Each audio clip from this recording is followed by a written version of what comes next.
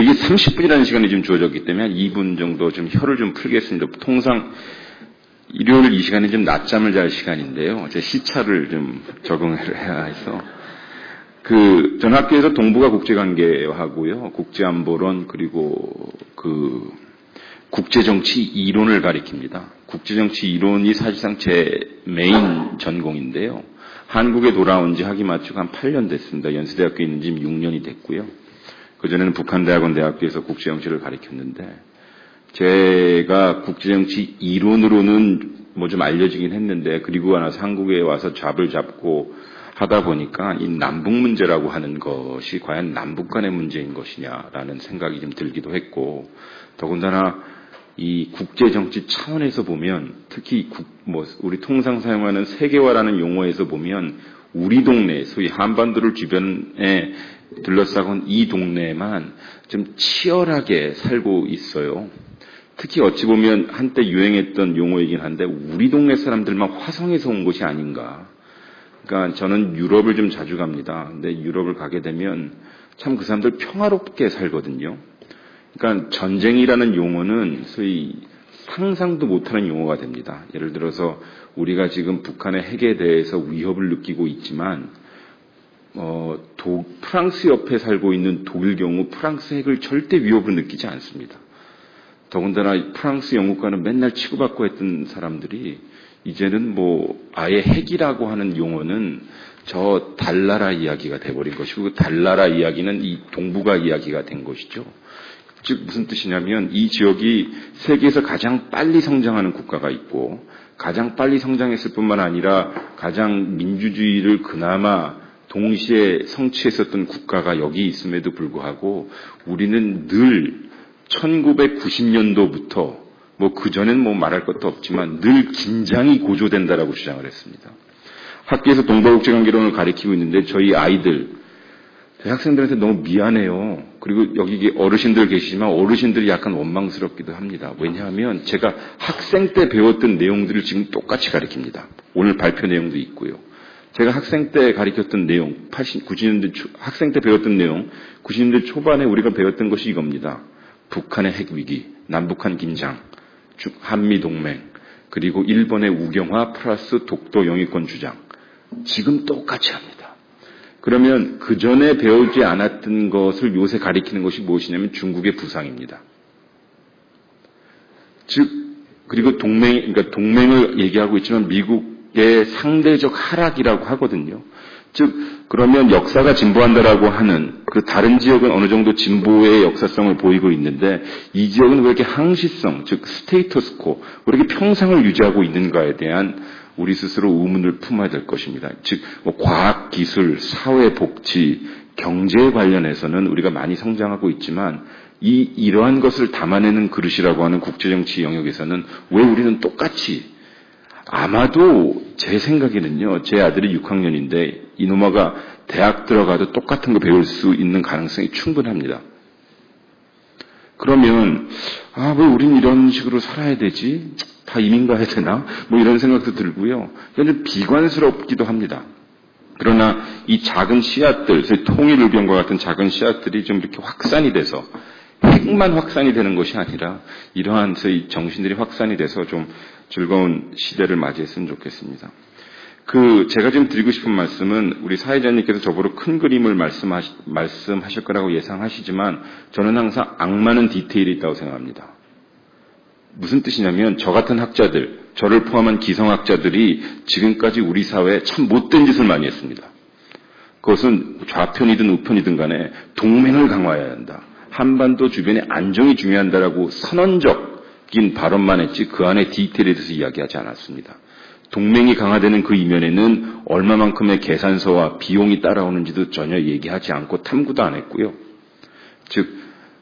미국의 무기를 얼마만큼 사와야 그들을 만족시키고 그것이 우리에게 평화가 얼마만큼 도래하는지도 이야기하지 않았고요.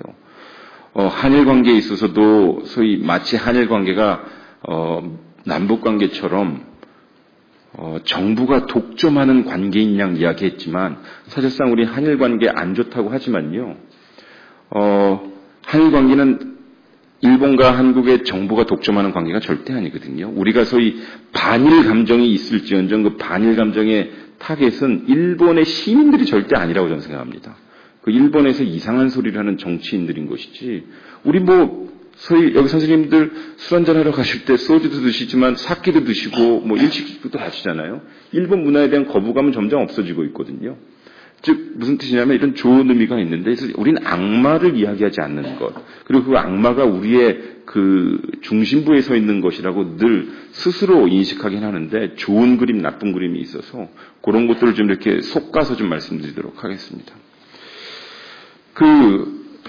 통상 한반도를 둘러싼 동북아 환경이 악화된다라고는 지난 20년 동안 이야기하였습니다. 근데 좋은 쪽으로 생각해 보면 반드시 그렇지만은 않거든요. 예를 들어서 대한민국 국력이 커져서요, 함부로 할 수는 없겠죠. 단 우리는 상대적으로 이 세상에서 제일 큰 국가, 이 세상에서 가장 힘센 국가하고 늘 부딪히다 보니 우리가 늘 약소국 마인드가 있는 건 사실이에요. 근데 한국의 GDP 혹은 GNP라고 하는 것이 아세안 연합 국가보다 많습니다. 그리고 한국의 GDP라고 하는 것도 소위 중동에 있는 이스라엘 포함해서요, 그들과 거의 같습니다. 즉 우리 스스로 너무 큰 국가들과 부딪히고 있는 나머지 너무 약소국 마인드가 있는 건 사실입니다. 그것은 무슨 뜻이냐? 대미 의존도가 우리 스스로 너무 내재되어 있어요. 그러니까 종북이라는 이름과 함께 동맹이라는 이름도 어떻게 보면 이념의 대상이 되어버려요. 이념 판단의 근거가 되어버렸기 때문에 그 안에 속해 있는 악마를 우리가 이야기하지 않습니다. 우리 외교 환경을 고려해보면 특히 우리 대한민국 좌파 정부가 됐든 우파 정부가 됐든 여러 가지 그랜드 스트라테지, 대전략, 근데 목표를 추구해야 합니다. 이것은 대부분의 국민들께서 동의할 텐데요. 일단 남북관계가 개선이 돼야 된다는 명제 하나, 그 다음에 소위 미국과의 동맹이 의존적 동맹보다는 상호 호혜적 동맹이 돼야 된다는 것, 두 번째. 그리고 일본과 중국을 포함해서 주변국과 우호적 관계, 소위 상호 이익적 관계를 설립해야 되는 것이거든요. 근데 이게 지금 마치 또 다른 악마는 한미동맹, 그러니까 한중 관계가 좋아져야 된다라고 주장을 하면, 그럼 미국은이라고 하는 양자 논리 우리 스스로 물음을 하거든요. 그러니까 우리 스스로 진영 논리를 창조하게 되는데, 사실상 여기 어르신들 보시면 아시겠지만 우리 아이들이 커갈 세상은 이미 중국이라는 세상을 떼어놓고 생각할 수 없습니다. 한일 교역량의 합은 한중 교역량의 반 정도밖에 안 됩니다. 대한민국이 작년 통계 기준으로 해서 우리가 400억 불 무역 흑자를 기록했습니다. 근데 한중 교역 그 자체만 따지고 보면 우리가 600억 불 흑자를 했습니다. 중국의 입장에서 보면 전 세계에서 웬만한 국가하고는 무역 흑자를 기록하는데요, 우리하고만 적자를 맺습니다. 중국에 상주하고 있는 외국 기업 중 가장 많이 수출하는 기업을 따져봤더니 한국 기업들입니다. 즉 그것은 무슨 뜻이냐? 중국의 안정적 성장은 한국과의 경제적 상호 우전 없이는 불가능합니다. 그리고 그들의 안정적 성장이 우리 아이들의 소위 직업과 번영에 큰 도움이 됩니다. 미국과의 동맹 역시도 안정적으로 유지해야 되나, 그러나 그들에게 받아낼 이익과 계산서는 대차도지표를 통해서 반드시 이성적으로 해야 됩니다. 근데 지금 무슨 문제가 있냐면요, 우리 통상 아이들이 이야기하듯이 유체 이탈 화법들이 지금 많은 것 같아요. 혹은 전지적 작가 시점에서 남의 일처럼 이야기하는 것 같습니다. 북한에 관해서는 북한에 관해서는 여러 이념이 다를 수 있습니다. 근데 매우 초현실적 발언들이 난무합니다. 이북 아이들이 군사훈련을 하고 미사일을 쏘고 심지어 핵실험을 하면 거기에 대해서 우리가 강력하게 조치해야 된다고 이야기합니다. 근데 강력하게 조치를 해야 된다고 주장을 하면 그럼 우리가 어떻게 할 수 있을까요? 물어보면 궁극적으로 돌아온다면 한미동맹 강화밖에 없습니다. 그러면서 전시작전권은 그들이 가지고 있어야 된다고 얘기합니다. 실질적으로 일본이나 혹은 런던, 시드니에 사시는 분들이 혹은 그 워싱턴에 사는 외국 사람들이요. 북한에 대해서 대강경책을 취해야 된다고 이야기해도 됩니다. 근데 그 사람들은 여기 살고 있지 않거든요. 그러니까 비현실적을 이야기를 하는 것인데, 즉 여기 현실적 이야기를 하는 사람들의 폭이 상당히 줄어들고 있는 것 같습니다. 그리고 그것은 고스란히 피해가 우리에게 온다는 것이죠. 그거에 대한 결정체가 저는 이 정부의 두 가지 정책으로 나타났다고 생각합니다. 하나는 소위 동북아 평화구상이라고 하는, 저희 쪽에서는 그걸 동평구라고 하는데요. 어떤 선생님은 동평구가 어디야? 동작구 옆이야? 혹은 뭐 은평구 위야? 뭐 이렇게 말씀하시기도 하고요. 또 하나는 한반도 신뢰 프로세스라고 합니다. 근데 선생님들 가만히 생각을 해보시면요. 올해 지난지 세월호 참사 국면도 있긴 했지만 올해는 한반도 신뢰 프로세스라는 용어가 별로 나오지 않습니다. 작년에는 상당히 많이 나왔거든요. 그래서 정책적 프로모션을 하기 위해서 올해는 이제 통일준비위원회라고 해서 통준이라는 말이 상당히 나왔습니다. 근데 동북아 평화구상이라고 하는 것과 한반도 신뢰 프로세스의 맥락은 이겁니다. 쉬운 것부터 하자. 상당히 말이 됩니다. 우리 유럽 사례를 김성근 의원께서 말씀하셨지만 유럽은 전쟁을 두 번이나 하고 나서 이건 도저히 안 되겠다고 해서 비정치적인 영역의 협력을 정치적 영역으로 확산시켰거든요. 그러면서 사실상 우리가 그렇게 알고 있지만 그들은 동시 투 트랙으로 진행합니다. 즉 독일의 사과와 프랑스의 관용, 영국의 화해 이런 것들이 동시다발적으로 해서 정치적 소위 헌신을 이뤄냅니다. 그래서 그것이 제도적으로 확충되는 것인데요. 근데 우리는 단순히 독일이 사과를 했기 때문에 이것은 아니거든요. 그들의 또 다른 피해자들이 용서도 한 것입니다. 그래서 소위 기능적 협력이 정치적 협력으로 간 것이죠. 또 다른 하나는 한반도 신뢰 프로세스인데요. 정치적인 문제, 군사적인 문제가 너무 우리 교류를 블록하고 있으니 쉬운 것부터 하자라고 하는데요. 즉 경제협력, 그 다음에 남북한의 인적 교류, 마지막으로는 우리 쪽에서 저쪽으로 소위 여러 가지 식량 같은 거 지원해 주자라고 하는데 사실상 이런 것들이 오이사 제재조차도 해지하지 못하는 방향. 그리고 거기에 대해서 인적 자원, 그 다음에 교류에 대해서 여러 가지 정치적 이유를 가지고 블록하는 상황. 그러나 동시에 유체이탈적으로 통일을 준비하자고 하는. 어떻게 보면 쉽게 말해서 연애도 못하는데 결혼하면 대박이라고 얘기하는 것이거든요. 그러니까 노총각 노총녀한테 니들 결혼하면 대박이야 라고 얘기하는데 어떻게 연애론을 이야기하지 않고요. 결혼하면 대박이라고 합니다. 근데 나하고는 얘기 안 해요. 계속 내 친구들한테 가서 나 얘랑 결혼하면 대박이다 이래요. 근데 나하고는 얘기 안 해요. 그리고 나를 막 타박만 해요. 거의 스토커거든요. 그러면 상대방의 입장에서 보면 거의 무서운 존재가 돼버리는 것이죠.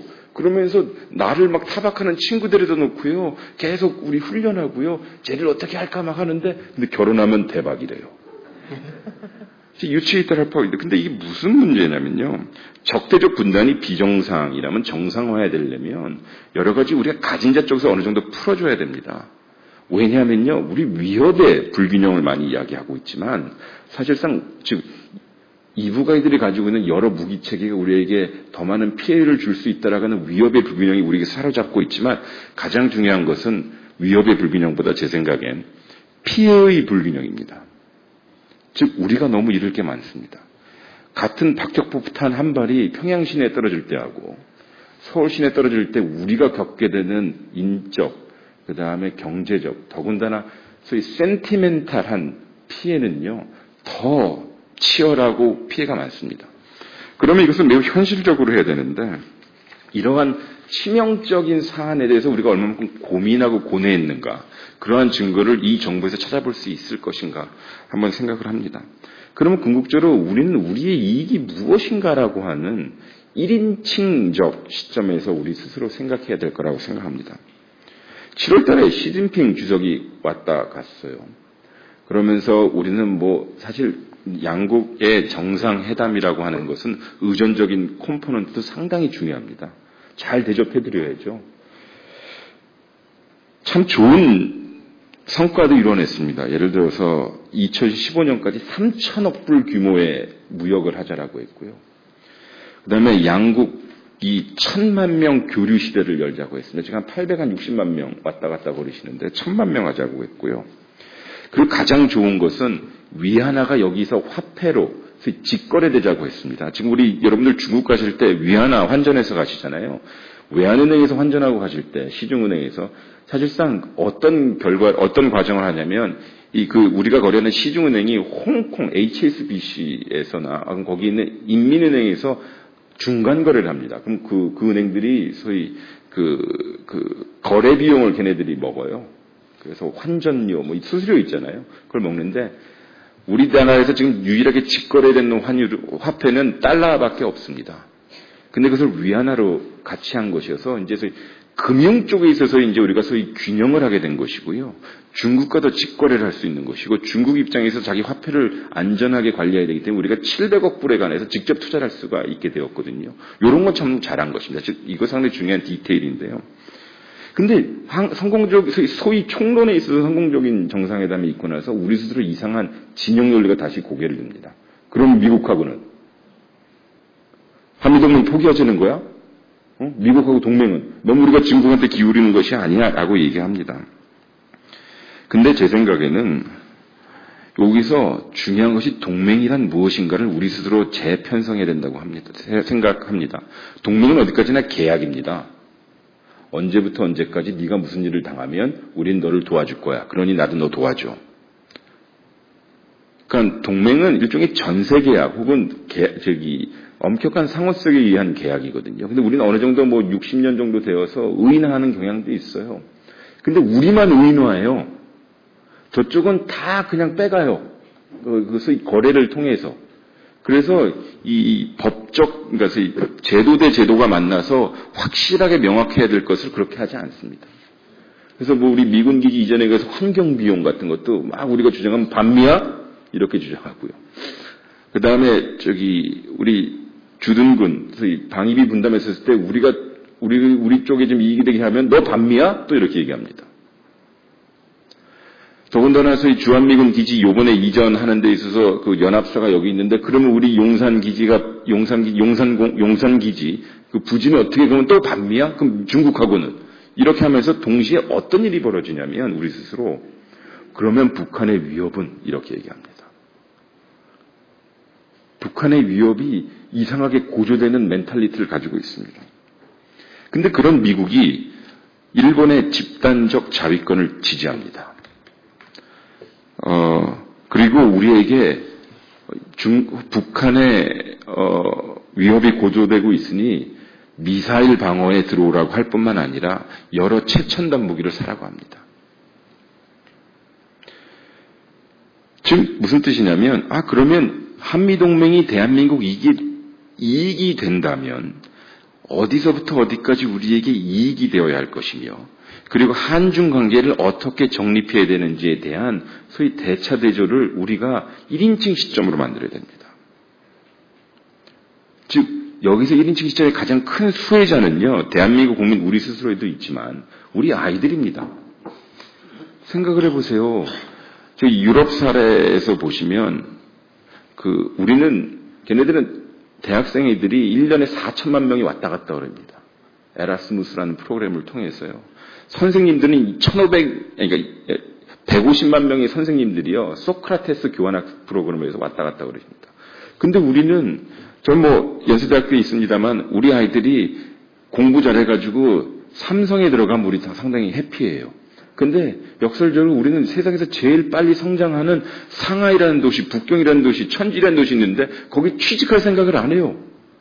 우리 스스로 한중관계를 너무 묶어놨기 때문에 그렇거든요. 그래서 북한, 미국 이렇게만 이야기하는 것이죠. 그렇다면 우리 스스로 미국이냐 중국이라는 진영을 우리 스스로 창조하지 말고요. 어떠한 상황에서 우리의 이익을 가장 확대할 수 있을까라고 하는 냉철한 판단이 중요합니다. 즉 여전히 우리 스스로 3인칭 관점에서 얘기하는데 아직도 동북아에는 냉전의 구도가 고착화되어 있습니다라고 얘기하는데 사실상 그 어느 정도 사실이긴 하지만 또 반면에 냉전의 논리의 핵심은 진영 논리였거든요. 근데 그 진영 논리 스스로 탈피해야 됩니다. 중국 애들 입장에서 보세요. 니들은 우리한테 연간 600억 불씩 벌어가면서 우리가 적이야? 위협이야? 라고 얘기하거든요. 그러면 어떡합니까? 그러면서 미국은 어떻게 할 거야? 이렇게 물어보는데 그 스스로의 물음에 우리 스스로 답할 수 있어야 되는 것이죠. 저는 미국에 상당히 오래 살았습니다. 그래서 미국 싫어하지 않고요. 좋아합니다. 해장도 햄버거도 하고요. 미국 친구들 상당히 많고요. 근데 미국 어렵습니다, 지금. 정말 어려운 모양인가 봐요. 제가 여러 국방부 프로그램도 잘 알고 있는데 거의 폐쇄됐고요. 그 다음에 미국에서는 미국 국방부에서는 세미나라는 이름이 들어가면 돈을 못 받습니다. 그리고 여러 가지 비행장도 폐쇄됐고요. 그 다음에 예를 들어서 어떤 부서의 경우에는 주 4일 근무제 하고요. 작년에는 주한미군의 군속들이 주 4일 근무제만 했습니다. 그러니까 그만큼 어려웠거든요. 그래서 예산이 한 20% 삭감됩니다. 그래서 올해 초에 QDR이라고 하는 미국 국방부에서 의회에 제시했던 예산 보고서에 보면 합참의장이 이렇게 얘기했습니다. 미합중국 국방의 가장 큰 모험, 리스크하고 도전, 챌린지는 리소스라고 얘기합니다. 즉 재원이다라고 얘기합니다. 우리 여기 언론에서는요, 중국을 견제한다 이렇게 나와 있지만 그거는 별로 나오지 않았어요. 즉 얼마만큼 돈이 없으니 이걸 가지고 자원 배분을 잘하자라고 합니다. 이게 돈 가지고 너무 징징거린 나머지 미국 하원 군사위원 위원장이 그 예산 보고서를 빠꾸를 시킵니다. 왜냐하면 돈 없는 얘기만 하지 이 돈 없는 걸 가지고 어떻게 예산을 편성해서 미국의 이익을 지킬 거라고 얘기 안 합니다. 그리고 나서 무슨 얘기하냐면 너 우리의 동맹들한테 가가지고 방위비 분담비 그 다음에 미국이 추진하는 전략 무기에 대해서 얼마만큼 액티브하게 파티시페이션 얼마만큼 참여할 수 있는지에서 6개월 이내에 보고서 가져와 라고 명령합니다. 그러니까 얼마 전에 미국 국방부 부장관도 왔다 가고 사드 이야기 김정은 선생님이 말씀하시겠지만 거기에 대해서 계속 우리에게 인보이스 계산서를 던지는 겁니다. 동시에 그리고 계속 북한의 위협론은 계속 나와요. 물론 김정은도 우리를 도와주지는 않습니다. 지금 가만히 좀 있었으면 좋겠는데 계속 왔다 갔다 거려요. 그러니까 이 미국이 믿을 건 일본밖에 없게 되는 것입니다. 더군다나 중국도 소위 자기네들 팽창이라고 하는 소위 그것 때문에 해양 전력을 이야기하고 있어서요. 상당히 재밌죠. 근데 여기서 한 가지 재밌는 것은 독일 사례입니다. 독일 같은 경우는요, 우리 박근혜 대통령께서 좋아하는 메르켈 총리, 베프라고 하죠. 드레스덴 가서 선언하고 그랬지만 두 가지를 이야기합니다. 하나는, 드레스덴 선언이라는 건 상당히 의미 있는 것 같지만, 소위 통일을 이야기할 땐 상대방이 있으니 상대방을 존중하라고 이야기합니다. 근데 그 부분 우리 언론에서 빠졌거든요. 근데 독일 언론에서 나왔고요. 두 번째는요, 메르켈 총리가 독일뿐만 아니라 유럽에서 인기 있는 총리는 미국에 대해서 상호적으로 할 말은 다 하는 겁니다. 즉, 도청하는 동맹을 내가 어떻게 믿겠느냐라고 하는 것이죠. 그러면서 주 독일 미 대사관의 소위 정보관, NIO를 그냥 일방적으로 추방해버려요. 내가 다 이야기하는 거 어떻게 도청당하는데, 네 동맹이란 이름으로 어떻게 같이 협력할 수 있겠느냐, 니들 반성해라 하고 일방적으로 소위 엄포를 놓고 그래요. 물론 독일의 케이스와 우리의 케이스가 같을 수는 없겠지만은, 소위 그들의 자주외교를 하게 되는 것이죠. 즉, 그러면 독일의 입장에서나, 독일의 입장에서 중요한데, 도청하는 미국이 사과하지 않는 일본을 지지를 해요. 집단적 자위권을. 그러면, 왜 미국이 이러지? 라고 우리는 생각할 수 있거든요.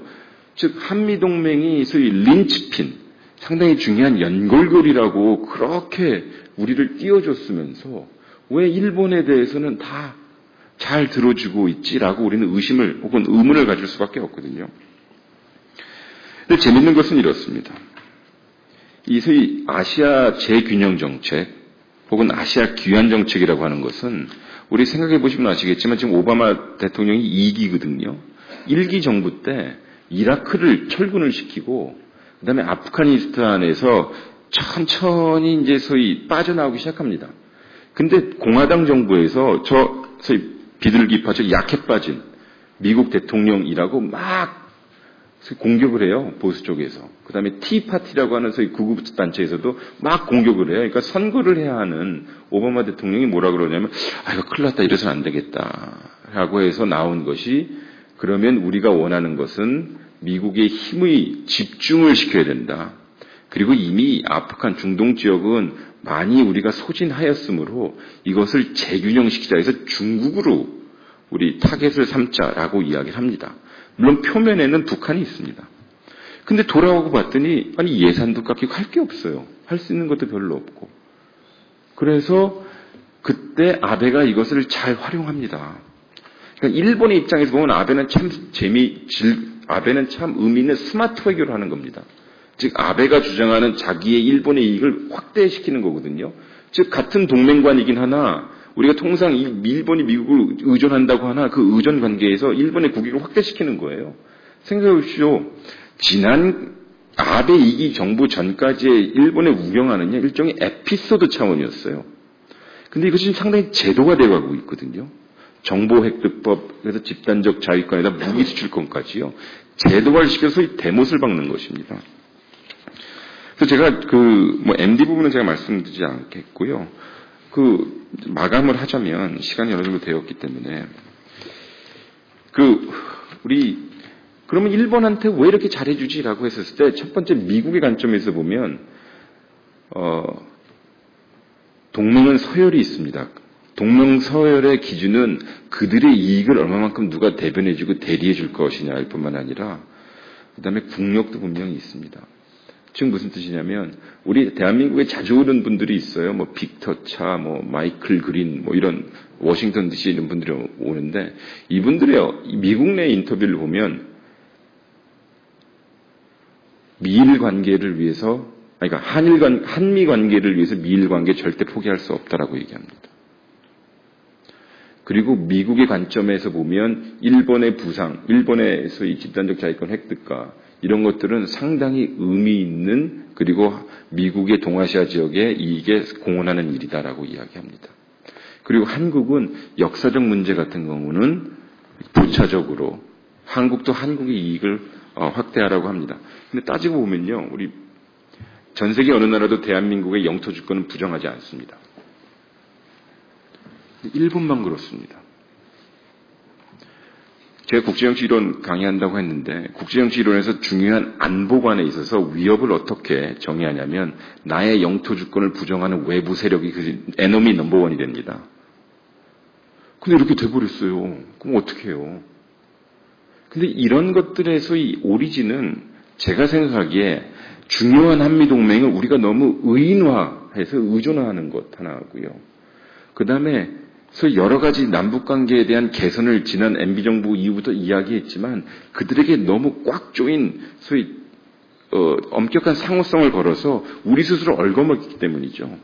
8.15 요번에 나왔지만은 정말 저는 심하게 말씀드려서 우리나라 박근혜 대통령이 우주에서 오신 줄 알았어요. 갑자기 남북관계 중요한 문제가 나눠놓고 갑자기 강원도에서 열리는 생태 환경에 오라고 해요. 근데 비용 15억 때문에 인천 아시안 게임에 응원단 문제 가지고 쪽냈거든요. 그러면 이게 무슨 신뢰가 되겠습니까? 즉 남북관계의 비정상화는요. 기계적으로 한미동맹을 의존할 수밖에 없고요. 그러면 또다시 한번 한 바운스 쳐서 소위 영토와 역사 정체성의 문제가 결부되어 있음에도 불구하고 한미일 동맹이 그래도 강화되어야 되지 않겠느냐라고 하는 논리에 우리는 스스로 올가매킴을 당하는 것이거든요. 그럼 그런 상황에서 영토 주권, 그 다음에 역사적 기억은 어떻게? 그거는 나중에 한일 협력 강화를 통해서 이렇게 되는 것이어서 우리는 어떻게 보면 다시 한번 한미일 동맹 구조의 하부가 되는 것이고 그러면 그것을 바라보는 중국과의 관계가 자연스럽게 얽히게 되는 거거든요. 김준호 선생님이 말씀하시겠지만 중국 애들은 우리한테 딱 한 고리 걸어놨습니다. 니들 아무거나 다 해. 오케이. 니들 이익이라고 믿어줄 테니까. 근데 니들 미국 MD 체계에 진입하면 너하고 나하고 쪽내는 거다라고 해서 즉 미국에서 여기 여러 사람들이 이야기했었을 때 미국의 신화통신이나 그다음에 글로벌 여기 타임스나 인민일보에서는 그런 사설들 보면 딱 하나 걸어놓은 게 이것이거든요. 제가 이제 현실을 직시하는 것이 없고요. 여기서 현실을 직시하자고 하는 것은 소위 힘을 앞세운 현실주의를 이야기하는 것은 절대 아닙니다. 즉 과연 우리 아이들에게 무엇을 물려줄 수 있을 것인가. 두 번째는 소위 한일 관계를 어떻게 풀 것인가의 해답은 소위 남북 관계의 개선이라고 하는 것. 그리고 마지막으로는 위협의 불균형도 상당히 의미가 있는 것이지만 피해의 불균형을 우리가 어떻게 극복할 것이냐. 그럼 저쪽 애들도 키워줘야 돼요. 그러니까 그 어느 정도 좀 상상력이 필요한 것이고요. 좀 앉아서 차분하게 좀 이렇게 궁리를 좀 했으면 좋겠어요. 이렇게 멍도 좀 때리고요. 너무 갑자기 소위 어떤 사안이 터지면 우악 들고 일어나는 것 같은 우리 양태를 많이 보이지 않습니까? 그러니까 좀 이렇게 앉아서 궁리를 하시고 그래서 좀 했으면 좋겠어요. 아무튼 제가 말이 길었습니다. 감사합니다.